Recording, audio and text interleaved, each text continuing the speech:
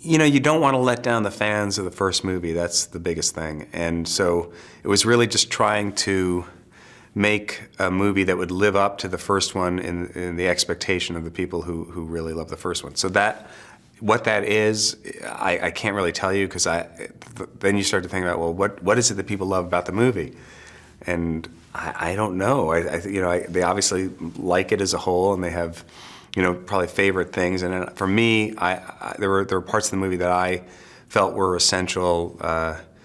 Besides, the Derek and Hansel and their relationship, I always felt that Mugatu was a really important part of the movie, and so I just tried to think of things that we would laugh at, and those of us who were making the movie, because it's really hard to project yourself into the minds of people who, for whatever reason, love the movie. Everybody has specific things that they like about it, so, which is great. It's great. I feel very fortunate that there are people who love the movie that much, but to really understand what it is and try to recreate that is really hard. I give Drake Sather credit for, creating it and coming up with the idea, and then when it evolved, when we were doing it, was the idea that he's really innocent and incredibly genuine. He's just very genuine and incredibly self-involved, but it all comes out of a very sort of naive and kind of innocent place with him. So it's a very clear framework for what is and isn't Derek, and how Derek reacts to things, and so it's a very simple thing, doing the character. And so it was fun to go back into it. I didn't, at first I watched the first movie again a little bit, just to try to, make sure I was doing it right, and because, and then, we did some camera tests, and that was helpful for me to kind of look at it and see what came across and how much, but then it's a fun thing where you sort of feel like you fall into it, and then just trying to figure out okay, what the fun thing is, he's such a simplistic kind of character that it's fun to think of the different ways that he would react in different situations, to try to give him some other colors sometimes. It's 15 years later, we had to take that into account. What have Derek and Hansel been doing?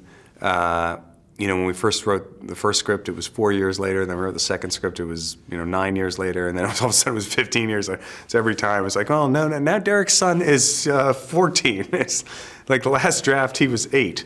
That changes the story a lot, So it was finally we got to make this movie soon, or Derek Jr. is going to be 40,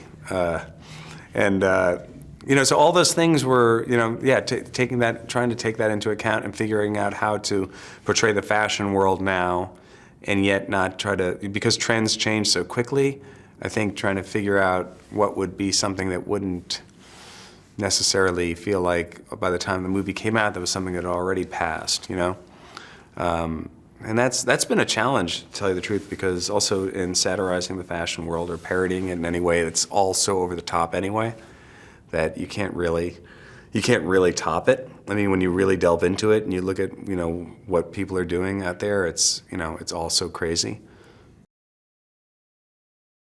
So he's living up in the mountains, and Hansel's living out in the desert, because his career is over, and they both receive an invitation.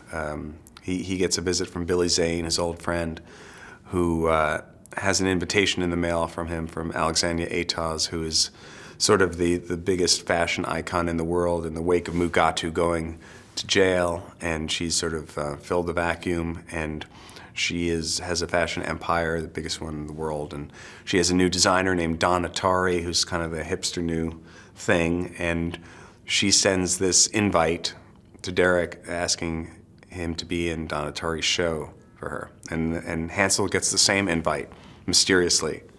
So both of them, out of the blue, are invited back into the fashion world. And they can't resist, so they take the bait and they go. Owen is, he's such a unique comedic presence, and I am a big fan of his. I always have been. I enjoy him as a person. I enjoy him as a talent.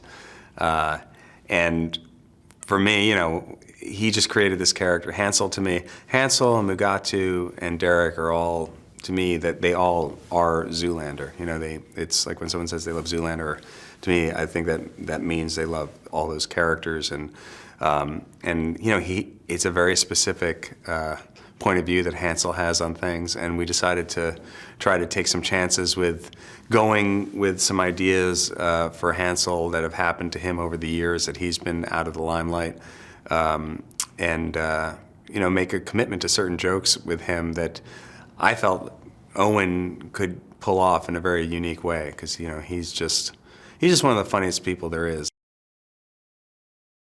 For my money, Will is, you know, might be the funniest person alive right now. You know, Owen's up there too, but Will I just think he's as funny as it gets, and he's also incredibly professional, and you know, for as crazy as his comedy is and how out there his characters are, you know, he's the most grounded, normal person you'll ever meet. To the point where sometimes it feels like he's doing a character, like a regular guy, Will Ferrell, but that is Will.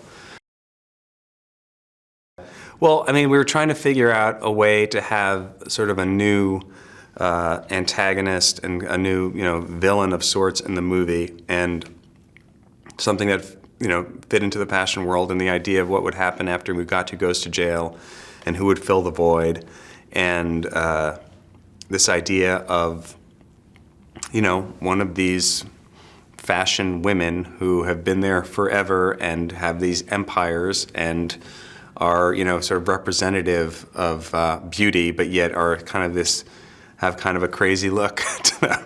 And that world of, you know, what is beautiful in that world in terms of everything being, you know, bleached and pulled and injected and tanned and all of that. So, you know, we wanted to figure out a character, and Kristen wasn't really, honestly, the original choice. Like, I was thinking someone who was actually much older and was kind of more, you know, not more out of that world, came from that world, and then we did a read through, and I asked Kristen to do it in the read through, and like from the minute she opened her mouth, she was so funny. It was like, oh my God, what are we, crazy? Of course, Kristen should be the person to do this. And I remember like timidly asking her after the read-through, hey, would you consider doing this? And she was like, yeah. And I was like so happy and excited.